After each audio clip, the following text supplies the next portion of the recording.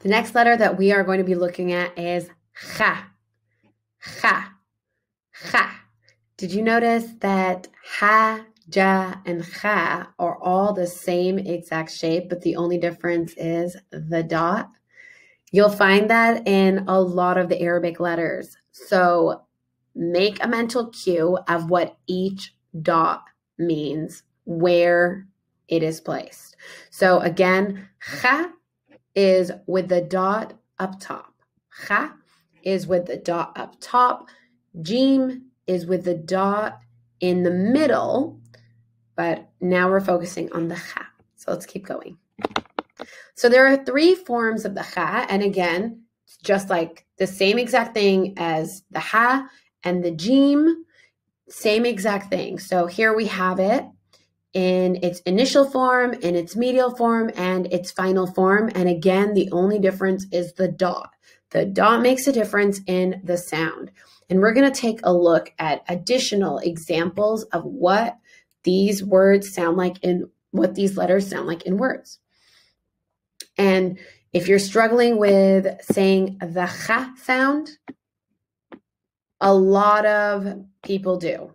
All right. One of my sisters, she could not say cha for maybe 10 years. And then she started practicing and she finally got it. So keep pushing through. Keep pushing through. I'm not saying it's going to take you 10 years. I'm just saying you got to practice. All right. And cha again is make that face. Act like you're growling at someone, and that is the same sound you're trying to make. Look at yourself in the mirror as you do it. You may look funny, but you're still going to get this sound right. So, cha, cha, cha, cha.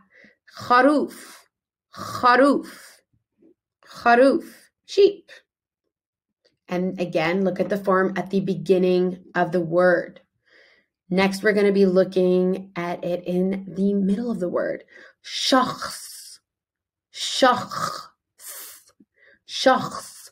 And shakhs means individual. Shakhs means individual.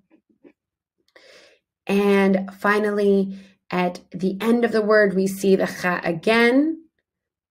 And here it is, matbakh, matbakh. And that means kitchen.